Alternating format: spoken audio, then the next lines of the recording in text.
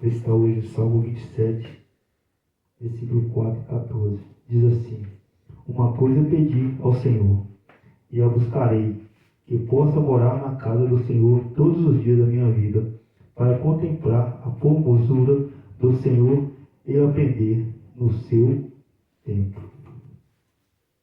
Diz assim também no 14: Esperar no Senhor, anima-te e te fortalecerá o teu coração. Esperas, pois, no Senhor. Glória a Deus, aleluia. Louvado seja o nome de Deus. Em Jó 42, versículo 2, diz assim: Bem sei eu que tudo podes, e nenhum dos teus pensamentos pode ser impedido. Pode ser impedido. Glória a Deus. Passei para refletir, um pouco em minha vida.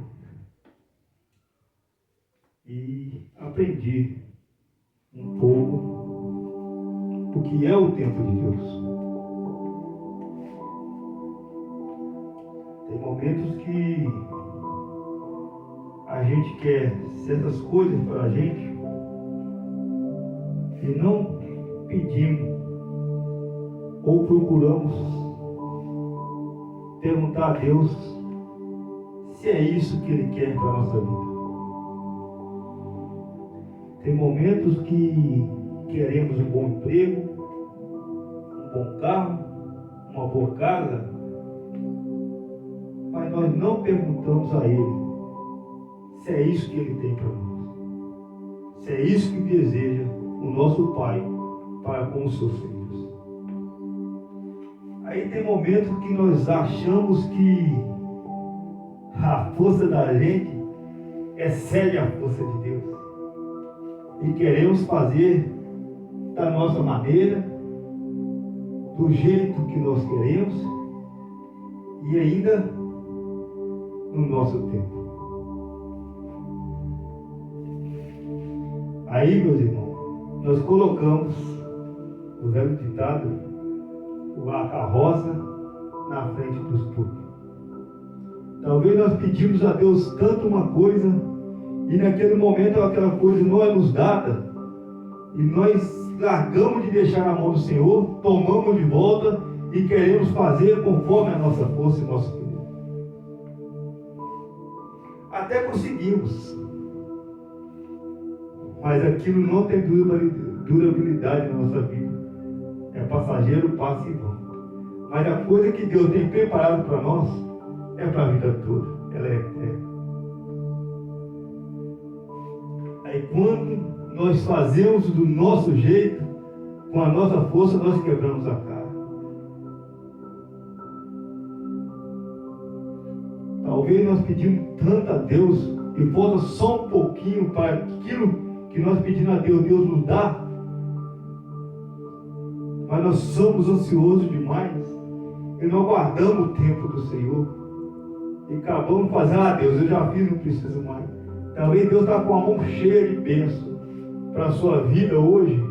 E você está pensando em tirar da mão do Senhor e fazer conforme a sua força, conforme o seu querer. Não faça isso não, meu. Deixa no tempo de Deus. Porque o tempo de Deus ele é perfeito.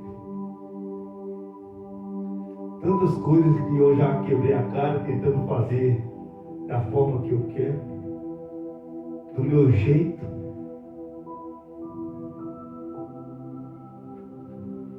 Tantas coisas que eu podia ter umas maravilhas na minha vida se eu tivesse deixado na mão de Deus.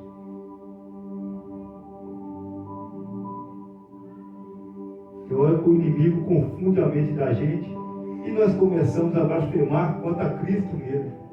Até hoje nada. Estou pedindo e nada de Deus me entregar aquilo que eu quero. Deus está preparando. Deus está caprichando na bênção que Ele quer te dar. E você, nós abrimos mão da bênção de Deus, por um momento fútil, por um momento insignificativo na nossa vida. Não esperamos no tempo do Senhor.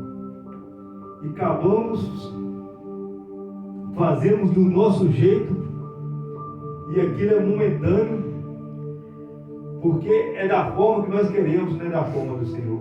Talvez Deus não te deu o seu milagre ainda, talvez Deus não respondeu a tua oração ainda, porque Deus ainda está te preparando para aquilo que Ele quer te dar. Porque o tempo de Deus é diferente do meu tempo e do seu tempo. O tempo de Deus, ele é perfeito, mas o meu e o seu tempo, ele não é perfeito. Tudo que nós conquistamos na força nossa, tudo que nós passamos em cima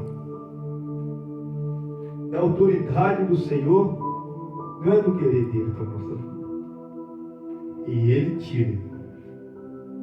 E você começa a luta de novo. Deus de onde você parou, para confiar na mão do Senhor Jesus, para Ele fazer de novo. Porque se vir de Deus é perfeito, mas se vir do homem não é perfeito. Porque nós somos criaturas, irmão, imperfeitas. E o meu querer, o seu querer, não segue o querer do Senhor. Porque o querer do Senhor, para mim e para você, é um querer bom. Deus sabe o que eu preciso e o que você precisa. Deus vai dar sempre para nós o melhor. E nós vamos ficar até quando nos contentando com migalhas. A palavra de Deus é uma palavra certa para mim e para você. E no dia que nós conseguimos entender o querer e o tempo do Senhor, meu Deus, nós vamos ser sim sábios e esperar o querer de Deus. E saber que o querer de Deus é melhor do que o meu e o seu querer. E saber que aquilo que Deus tem programado para mim e para você é melhor do que nós temos programado para o nosso amanhã. Porque nós nem sabemos o que vai acontecer no amanhã. Nós nem sabemos, irmãos, se nós vamos se levar daqui hoje ainda, e se nós vamos acordar. E nós fazemos tanto plano para o amanhã, e o amanhã só pertence a Deus. Então por que não esperar no tempo do Senhor? Então para que querer apressar as coisas, num certo sentido que quando nós conseguirmos aquilo conforme a nossa força, para nós não vai ter valor. Mas quando Deus nos dá, aquilo tem um grande valor para mim e para você. Nós passamos por certas situações de querer, ultrapassar o limite de Deus. E nós acabamos quebrando a cara, vamos deixar na mão do Senhor. Talvez está quase chegando, o dia está tão perto de Deus fazer, Deus está com a mão cheia de bênção para te dar, e você, com a cara de pau, chega perto de Deus, não precisa mais não, já consegui aqui. E Deus volta com aquela bênção para trás de novo. Quando a gente passar, deixar na mão de Deus, vamos deixar esquecer daquilo, porque está na mão daquele que pode fazer o melhor para você e o melhor para mim. Ah, mas eu não consegui o carro do ano, eu pedi um carro do ano, eu não consegui um carro do ano. Mas Deus sabe do teu coração e Deus sabe o que você precisa e necessita naquela hora. Porque nenhum momento da Bíblia, da palavra do Senhor Jesus, fala que Ele liga para o emprego que temos, para o salário que recebemos, para a casa que moramos e o carro que nós dirigimos e o carro que nós temos. Deus não liga para isso. Deus quer apenas uma coisa sua, é salvar a tua alma. Deus morreu na cruz, não foi por bem materiais do mundo, não. Foi pela minha alma e pela tua.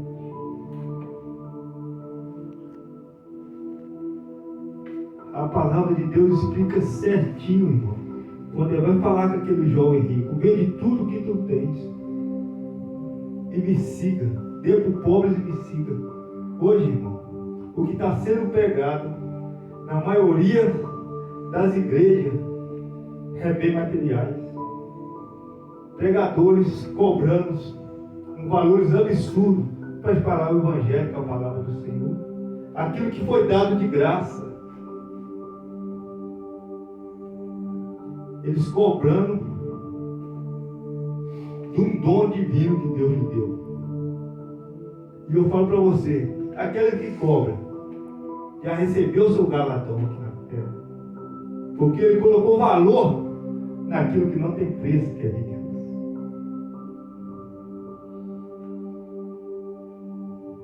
Como pode a gente cobrar uma coisa que Deus nos deu e Deus pregava de graça? Deus morreu na cruz por nós e não cobrou nada de mim, de você. Então, como podemos falar que somos cristãos, que somos servos de Cristo, seguidor dele, se nós não fazemos conforme o que agrada ao Senhor? Se nós não esperamos no tempo de Deus, se a nossa visão não está virada para o Senhor Jesus, mas está virada para a coisa do mundo, a roupa bonita, carro da moda do ano, coisa fútil do mundo. Hoje eu pergunto para você, qual que é o valor da tua alma? Porque tem muitos aí que já estão cobrando. Porque a minha alma, ela não tem preço. A sua alma também, mano, ela não tem preço. Ela foi paga. E não tem tesouro no mundo que pode comprar a minha, a sua alma. E muitos estão vendendo a tua alma por bugiganga e por tempo, por momentos fúteis na vida. Mas quando você morrer, quando chegar a sua hora, para onde a tua alma vai? A minha eu creio que vai para Cristo Jesus. Que eu vou para o encontro dele. Porque eu jamais ia vender a minha alma por coisa fútil desse mundo. O inimigo até tenta comprar, mano. O inimigo até tenta dar uma bandeja cheia para nós. Mas o que me espera é muito maior e muito mais prazeroso do que tudo aqui na terra. Em momento nenhum, a palavra de Deus fala que nós vamos ser, ficar em paz, que nós não vamos sofrer por perseguições em momento nenhum. Jesus mesmo próprio fala, você terá aflições, mas tenha um bom ânimo, porque eu venci. Jesus mesmo veio aqui na terra como carne, como homem e como Deus. E em momento nenhum ele usou o poder divino que ele tinha. Mas a fé dele no Pai fez maravilha. E ele fala conosco, se você tiver, a tua fé for do grão de mostarda, você não fará igual eu, você fará melhor, coisa mais maravilhosa do que eu fiz. Foi tudo pela fé, e ele veio como homem, sofreu como homem, mas reviveu como Deus Todo-Poderoso. E nós queremos cobrar e vender uma coisa que não tem preço. Até quando os pregadores de hoje que estão se levantando vão cobrar um valor absurdo? Se quer cobrar, cobra. Se quer cobrar, cobra, não tem problema. Mas põe na tua cabeça que o seu ganador já foi pago. Que você está cobrando para fazer as coisas da obra do Senhor Jesus. E esse dinheiro que você está recebendo não vai comprar a tua alma de volta. No momento final da sua vida. Eu espero que essa mensagem chegue desses maiores pregadores de hoje, que estão achando, que estão fazendo grande vantagem em cobrar para pregar a palavra do Senhor. Cobrar para levar uma palavra para aquelas almas que necessitam, que têm fome e que têm sede. Que a tua alma tem preço, mas a minha não. Ela já foi comprada com sangue. E nada no mundo, valor nenhum, pode comprar a nossa alma, a minha e a sua. Que você pare e repensa que o maior pregador, que o maior profeta, que foi Jesus Cristo, que veio para nos ensinar, não cobrou R$1, mas ele se doou. Ele se doou de corpo e alma. Ele morreu na cruz para que hoje eu e você herdemos a salvação. E você está vendendo a tua salvação com preço de banana. Porque não tem nada no mundo, nem tesouro no mundo todo. Se for juntar o mundo todo, não vale o preço de uma alma. Porque a nossa alma foi comprada com sangue. E o sangue do Cordeiro, que veio do céu para tirar o pecado do mundo. E não vai vir outro não, irmão, para nos salvar de novo não. Conforme Jesus salvou não, que está escrito na profecia. Mas vai vir sim o dia do juízo. E você vai estar como perante ao trono do Senhor. Você vai chegar perto dele e vai fazer que nem os fariseus. Mas eu fiz em seu nome, mas você cobrou. Mas eu peguei em seu nome, mas você cobrou. Mas eu adorei em seu nome, mas você cobrou. Então o preço já foi pago. O seu galardão já foi entregue para você. Porque a pobre palavra fala: não juntai tesouro aqui na terra, mas juntai tesouro no céu. E você está juntando tesouro no céu ou aqui na terra? E se Jesus vier através de um sonho ou de uma aparição para vocês hoje e falar como falou para aquele jovem rico: vende tudo o que tem, dê para o pobre e me siga. Vocês farem isso hoje? Vocês pastores, vocês pregadores, vocês adoradores, vocês vendiam tudo que tinham para seguir Cristo?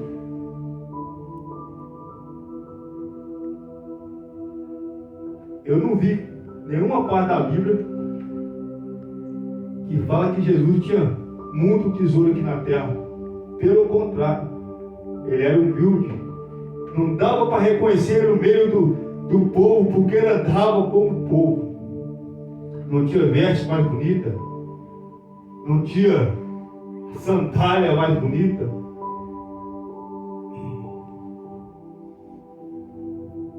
Mas ele tinha um coração puro, um coração para Deus.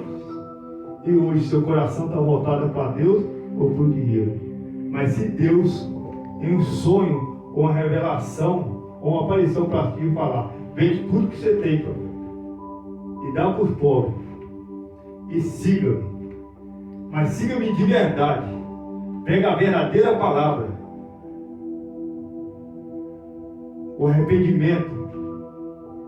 Que Jesus está voltando, que o tempo está curto, que falta pouco para a vida de Jesus, para a pessoa se arrepender de verdade e entregar a sua vida para Jesus, não pelo que ele pode fazer, mas pelo que ele é. Faz que nem Pedro, em Lucas capítulo 5, de 1 a 11, fala da pesca maravilhosa, que Pedro e os outros irmãos dele de redor que estavam com ele jogaram a rede a noite toda e não conseguiu pegar nada. Mas veio Jesus para ensinar aquele povo e pediu o Pedro o barco. E afastando aquele povo, Jesus pegou. Mas depois falou para o Pedro: oi, joga a rede. E o Pedro falou: mestre, porque o Senhor falou, eu vou jogar. E fez aquela pesca maravilhosa. E mesmo assim, Jesus falou para Pedro, eu vou fazer você pescador de homem. E o Pedro não pensou duas vezes, irmão, em largar o barco dele com a pesca maravilhosa que ele tinha pescado, que Jesus, perante a ele, fez o milagre. O Pedro não ficou agarrado no milagre, mas ficou agarrado em quem fez. O Pedro foi atrás daquele que fez o milagre, atrás de Jesus. E você está atrás de quem ainda? Você está atrás de Jesus? Ou do bem materiais, do milagre ainda? Hoje eu pergunto a você, pregador da palavra de Deus, que cobra para pegar a palavra. Se Jesus, em uma visão ou um sonho, falar com você, vende tudo que tem e dá para o pobre e me siga, você seguir a Cristo Jesus? Ou vai ser como aquele jovem rico? Vai abaixar a cabeça e sair. Porque a tua alma já foi paga? A tua alma tem um preço maior do que o sangue do Senhor? Você acha que o dinheiro pode comprar a sua salvação? Pastores, renomados. Hoje, porque nós não estamos vendo o agir de Deus mais nas igrejas? Porque o foco não está sendo mais Jesus. O foco está sendo o homem. Cada vez mais. E Marcos 7,7 fala do que? Da doutrina do homem. Porque a doutrina do homem dentro da igreja está tanta. E a doutrina de Deus, ele se esqueceu dos mandamentos do Senhor. Estão pegando hoje a doutrina do homem. O Deus, Jesus, não está sendo mais o centro. É dança dentro da igreja.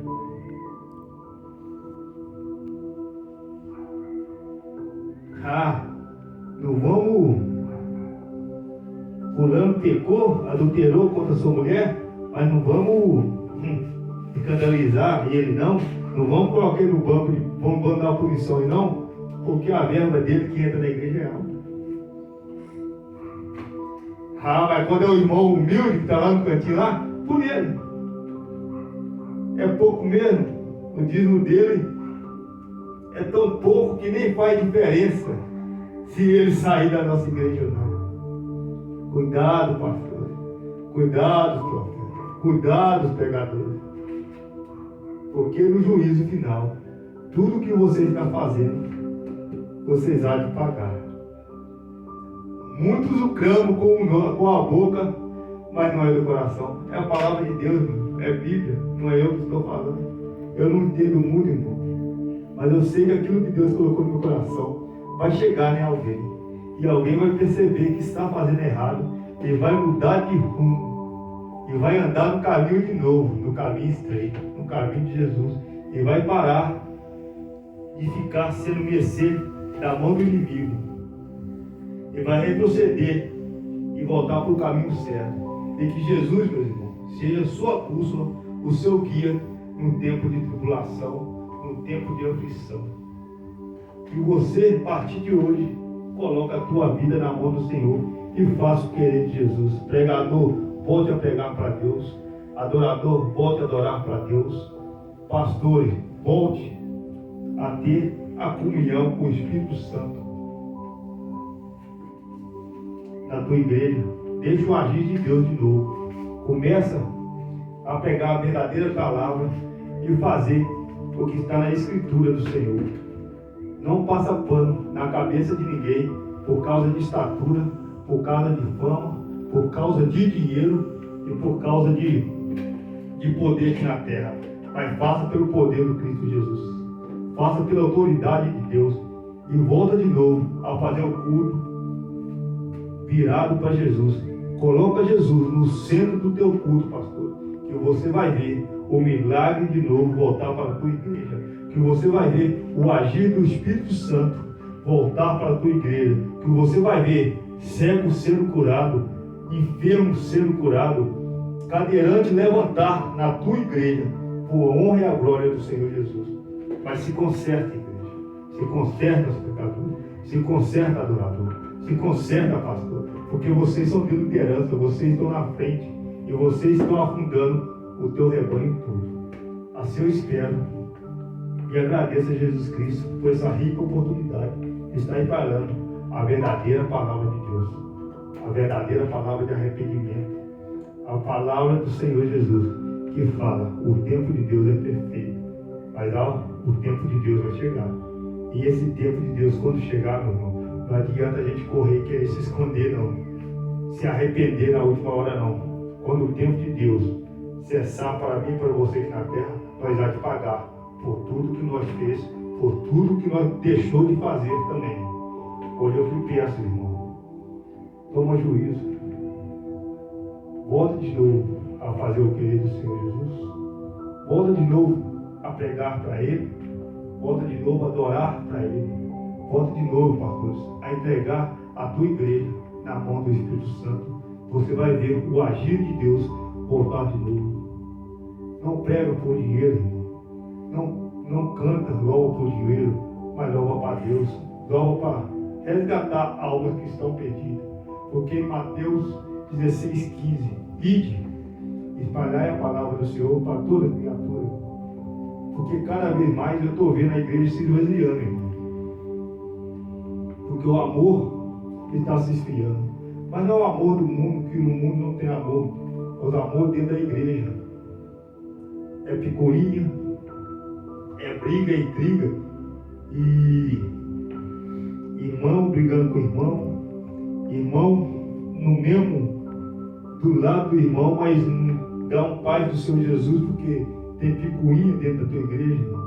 Vamos perdoar, vamos largar a picuinha para o lado, porque sem amor nós não vamos para o céu. E sem fazer a obra do Senhor Jesus perfeita, de acordo com o que agrada aos olhos de Deus, nós também, meu irmão, não vamos para o céu. Então vamos nos consertar, igreja. Vamos nos consertar perante a Deus, para que o milagre do Senhor Jesus volte a agir e fazer na igreja de novo. Porque hoje as igrejas estão sendo só uma casa normal como outra, porque não estou vendo mais o agir do Espírito Santo, não estou vendo mais batismo do Espírito, não estou vendo mais pessoas ser curadas por causa de quê? Porque a igreja tem que se consertar, os irmãos têm que se consertar, os adoradores têm que se consertar, os pregadores têm que se consertar. Você lembra do seu primeiro amor, quando você queria pregar, mas pregar para Deus, e o milagre era feito dentro da igreja. Quando você louvava, irmão, louvava para Deus, e o milagre era feito dentro da igreja. Pastor, quando você orava, pastor, orava para Deus, os enfermos eram curados. Deus quer voltar a fazer isso na tua igreja. Deus quer voltar a fazer isso na tua pregação, irmão. Deus quer voltar a fazer isso no seu louvor, irmão. Mas quando você se dirigir e voltar para Ele, voltar de onde você parou e entregar para Ele de novo, fazer conforme o querer de Deus, a vontade dEle, que hoje nós passamos a entregar mais para Deus aquilo que Ele quer que nós façamos, mas não pelo que Deus é, não pelo que Deus pode fazer, mas pelo que Deus é. Vamos fazer que nem Zaqueu.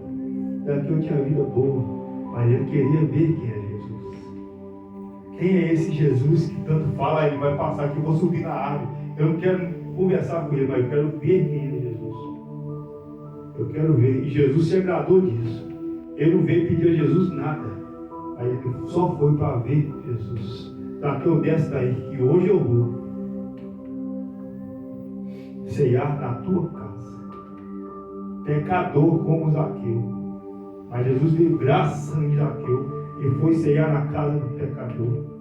E hoje muitos que falam cristão não tem a presença de Deus. Muitos que falam que são adorador não sente mais a presença de Deus na sua adoração. Muitos que falam são pregador não são mais guiados mais pelo Espírito Santo, mas são guiados por aquilo que aprendeu. Eu tenho um diploma de teologia, mas não tenho a unção. O mais importante em tudo na nossa vida é a unção. é a direção do Espírito Santo. Porque fazer por fazer, muitos fazem. Pregar por pregar, muitos pregam.